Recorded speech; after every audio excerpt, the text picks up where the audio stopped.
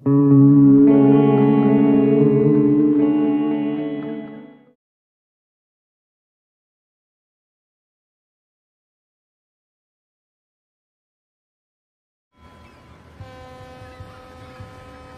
dalam hotel, Zina mengatakan jika Careless sudah menerima 20 juta dolar dan meminta Careless untuk percaya kepadanya karena kliennya kali ini merupakan miliarder terkemuka. Di atas perahu, Zina mengatakan sangat kagum dengan aksinya, maka dari itu Zina merekomendasikan Careless kepada Timothy. Setibanya di pelabuhan, mereka berpisah. Tanpa sengaja, Careless melihat orang yang sedang memancing menggunakan walker boot. Careless pun kepikiran untuk ide senjata selanjutnya. Bianca dan Vincent mendatangi Larry yang sedang dirawat dan menginterogasinya, menanyakan di mana Norman berada. Larry tetap tak memberitahunya. Bianca berjanji tidak akan membunuhnya, dia hanya ingin menangkap Norman. Karena merasa tersiksa, Larry mau memberitahunya. Dia mengatakan jika Norman berada di Budapest di sebuah gedung putih besar dan di belakangnya ada kandang kuda. Larry mengetahui itu karena diberitahu oleh Norman. Sementara Norman saat ini berada di markasnya dengan keadaan lengannya yang masih terluka. Tak lama dia mendapatkan pesan email dari seseorang. Setelah dibuka ternyata itu Jekyll. Norman langsung mengirim nomor teleponnya. Careless langsung menelponnya dan mengucapkan selamat atas aksinya.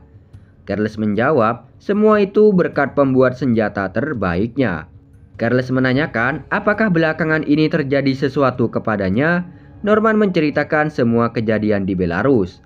Lalu Careless menanyakan apakah sekarang dirinya sudah aman. Norman meyakinkan bahwa dirinya 100% sudah aman. Careless meminta Norman membuatkannya senjata dengan jarak tembak 75 meter yang bisa melewati detektor logam dan pemindai yang sangat sensitif. Dan senjata itu harus selesai dalam 5 hari. Norman mengatakan bahwa dirinya masih cedera sehingga senjata itu tidak mungkin selesai dalam 5 hari. Norman juga tidak memiliki orang kepercayaan yang bisa membantunya. Careless menawarkan dirinya untuk membantu. Norman pun menyetujuinya. Careless langsung menuju ke Budapest, Hungaria. Bianca dan Vincent kembali ke kantor MI6. Di sana Damian memberikan kabar terbaru kepada Bianca. Ternyata Alexander Dagen orangnya penyendiri. Dia dan beberapa rekannya dikirim ke Afghanistan untuk menangkap pemimpin Taliban. Namun mereka semua terbunuh di Helmand pada tahun 2013. Bianca meminta Damian mencari foto terakhir Alexander Dagen. Lalu Bianca dan Vincent meminta bantuan rekannya mencari lokasi Norman berada. Bianca melihat sebuah koran yang mencurigakan. Lalu dia menyadari jika Rodin itu adalah Ule Dag Charles. Bianca dan Vincent menemui Ozzy. Dia menyampaikan jika Rodin itu adalah Ule. Ozzy menanyakan apakah dia memberitahu Isabel.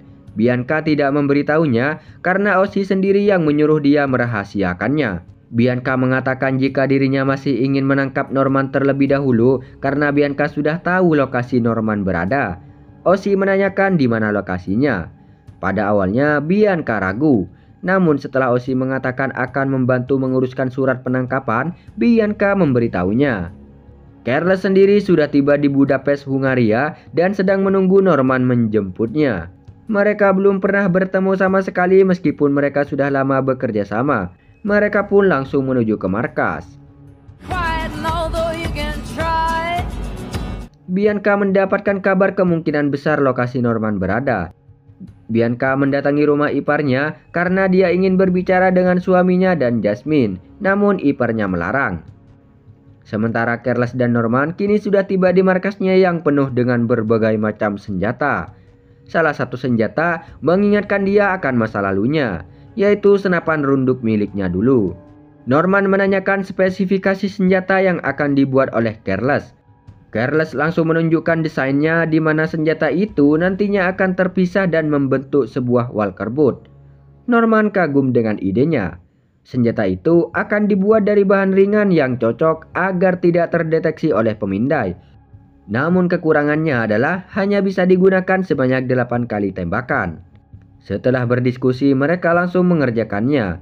Butuh waktu 4-5 jam untuk proses pemrograman dan 10 jam untuk proses pencetakan.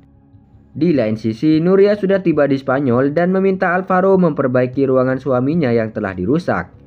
Kembali ke Carles yang memantau mereka lewat HP-nya.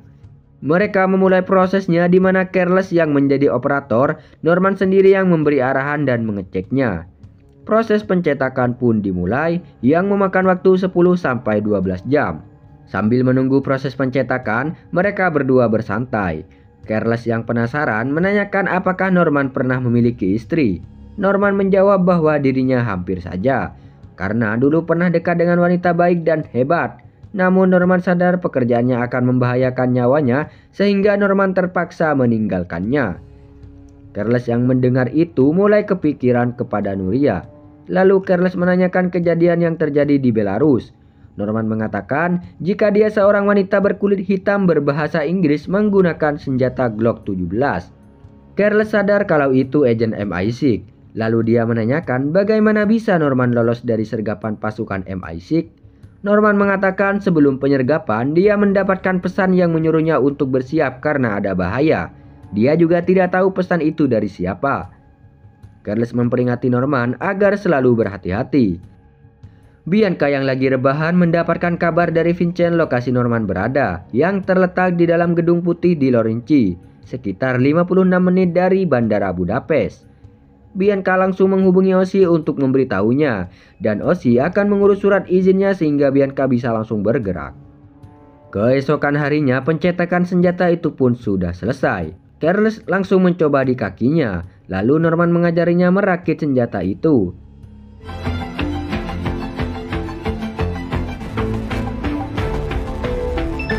Carles menanyakan tempat untuk mencoba senjatanya. Norman menyuruhnya mencoba di hutan. Lalu dia memberikan kunci mobilnya dan juga peluru dari senapan itu.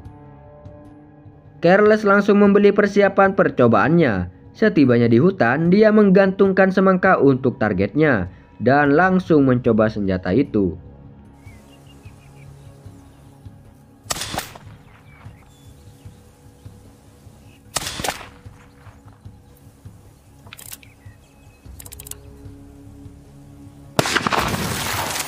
Sementara Bianca dan Vincent mereka sedang menuju ke lokasi Norman berada untuk melakukan penangkapan.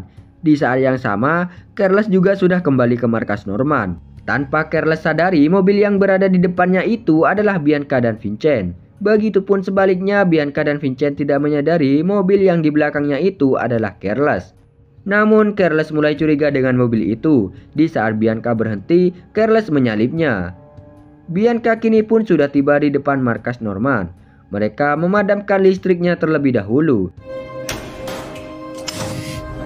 Carles yang melihat itu langsung menghubungi Norman dan memberitahukan bahwa datang agen MI6, lalu Carles menyuruhnya bersiap. Norman pun bersiap. Sementara Bianca dan Vincent mulai bergerak masuk, sehingga baku tembak pun terjadi.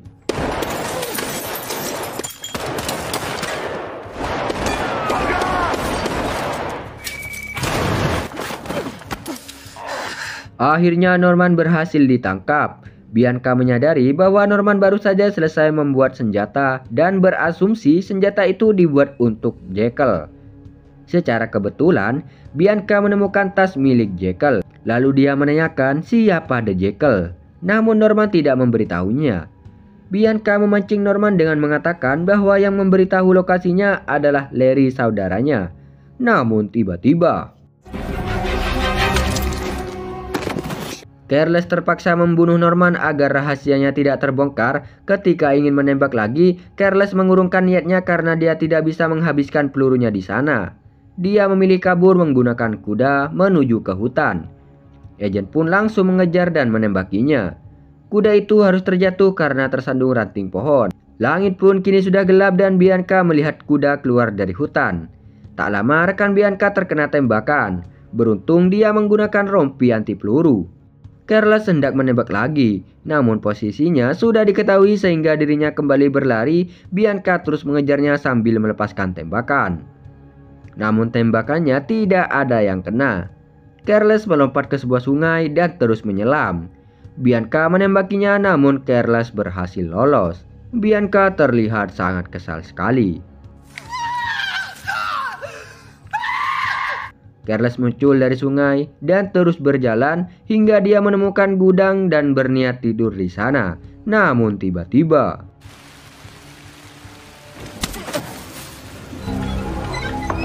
episode 5 bersambung.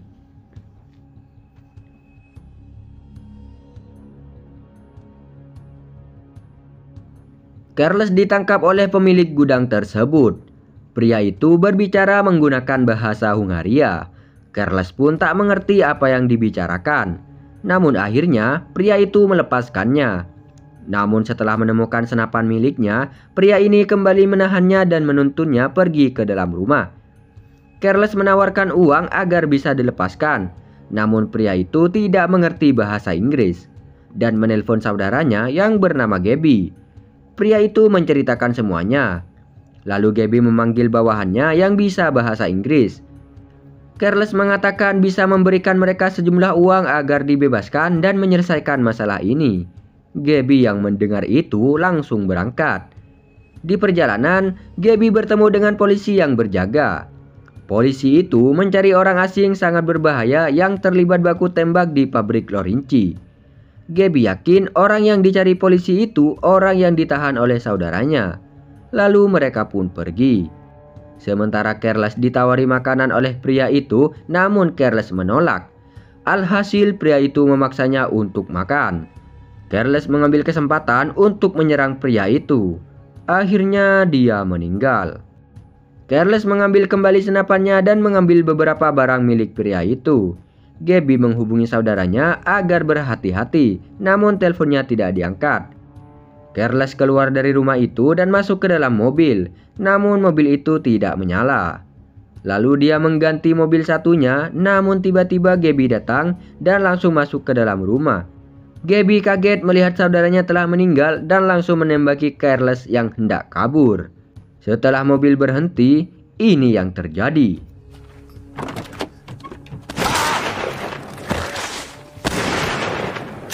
Anak buahnya Gabby yang ketakutan menjatuhkan senjatanya. Careless menyuruhnya untuk mengemudikan mobilnya lalu pergi dari sana. Sementara Bianca dibantu polisi setempat melakukan investigasi di markas Norman. Yang tak lama, kepala keamanan datang melaporkan penemuan 2 mayat di sebuah rumah. Bianca yakin itu pasti perbuatan The Jekyll, lalu mereka menuju ke TKP. Di jalan, Careless meminta handphone pria itu dan membukakan kuncinya. Careless menghubungi Nuria yang berada di pengadilan sedang mengurus penceraian bersama ibunya. Careless mengatakan dirinya dalam bahaya, kemungkinan dia tidak akan kembali. Nuria yang khawatir berniat menyusulnya dan menawarkan bantuan. Careless menolak, namun Nuria tetap memaksa. Careless pun mau mengatakan lokasinya dan meminta Nuria membawakan peralatan-peralatan yang dibutuhkan di ruangan rahasianya. Di kantor MI6, Ozzy mengabarkan operasinya di Budapest kepada Isabel. Isabel sangat senang dan akan meresmikan operasi tersebut. Isabel meminta Bianca dan Vincent kembali ke London. Bianca sudah tiba di TKP dan berhasil menemukan beberapa sidik jari yang bisa mereka lacak. Lalu dia mendapatkan telepon dari Ozzy yang menyuruhnya segera kembali ke London. Ozzy memberitahu tentang operasi baru yang bernama Anubis untuk menangkap The Jekyll. Sementara Ule masih beraktivitas seperti biasa di pulaunya. Setelah berenang, dia akan menghadiri meeting dengan pemegang saham yang membahas terkait peluncuran The Rivers. Pemegang saham meminta Ule menunda peluncurannya karena sekarang saham mereka sedang anjlok akibat efek peluncuran itu. Namun Ule tetap akan meluncurkan The Rivers lalu menutup komunikasinya. Ule berpesan kepada sahabatnya untuk menggantikannya meluncurkan The Rivers jika terjadi sesuatu kepadanya. Lalu Ule melakukan gladi resik untuk peluncuran The Rivers yang sudah terpasang kaca anti peluru. Keamanan berpesan agar Ule berdiri tidak jauh dari kaca anti peluru itu. Oh iya guys, jadi The Rivers itu sebuah program transparansi keuangan yang diciptakan oleh Ule agar uang-uang para miliarder, perusahaan, para petinggi itu jelas alirnya kemana, datangnya dari mana, dan meminimalisir terjadinya korupsi. Sebab itulah Ule ingin tetap meluncurkan The Rivers. Kembali ke Careless yang mengobrol dengan pria itu yang bernama Laszlo.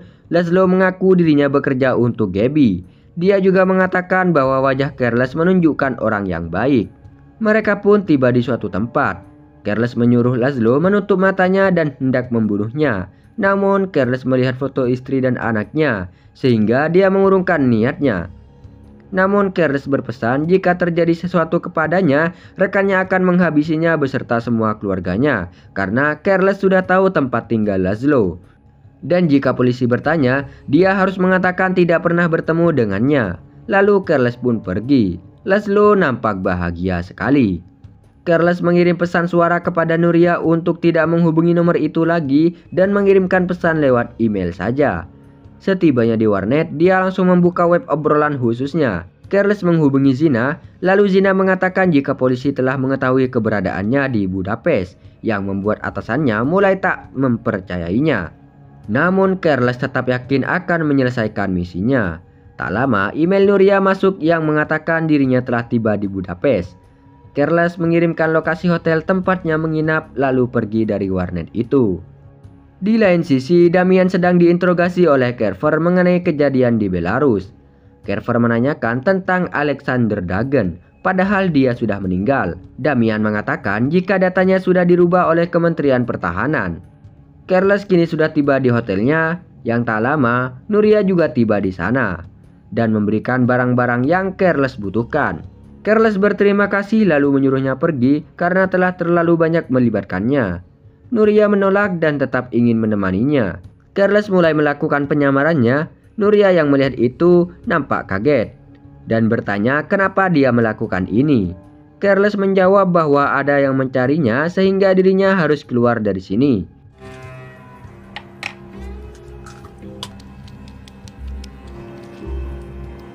Careless sudah berubah menjadi pria tua sedang didorong oleh petugas di bandara. Dia akan terbang menuju Tallinn, sedangkan Nuria akan kembali ke Spanyol. Mereka pun berpamitan.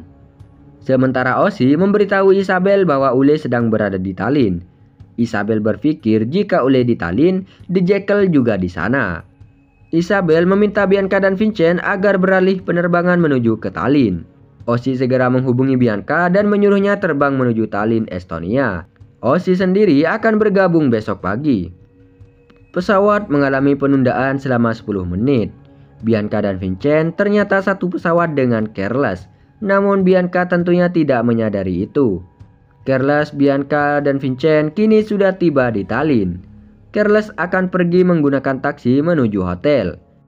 Setibanya di hotel, Careless langsung membuka penyamarannya. Yang tak lama datang 2 polisi. Mereka mau mengecek karena ada pencurian di lantai atas. Polisi itu menanyakan sedang apa di Tallinn. Careless mengaku dirinya arsitektur. Lalu polisi itu meminta kartu identitasnya. Careless menunjukkannya. Polisi itu nampak curiga dan meminta nomor handphone Careless, beralasan bisa menghubunginya jika terjadi sesuatu. Lalu Careless menghubungi Rasmus dan mengajaknya bertemu di bar. Mereka pun bertemu. Careless menawarkan Rasmus minuman. Lalu Rasmus menanyakan sedang apa dia di Tallinn dan berapa lama di sini. Careless menjawab hanya beberapa malam. Dia juga mengaku seorang arsitektur. Careless juga menceritakan kejadian di hotel. Dengan senang hati Rasmus menawarkan Careless untuk tinggal di rumahnya sampai urusannya di Tallinn selesai. Setibanya di rumah, Rasmus menunjukkan tempat tidur Careless. Di sofa, Careless berdua dengan Rasmus yang ternyata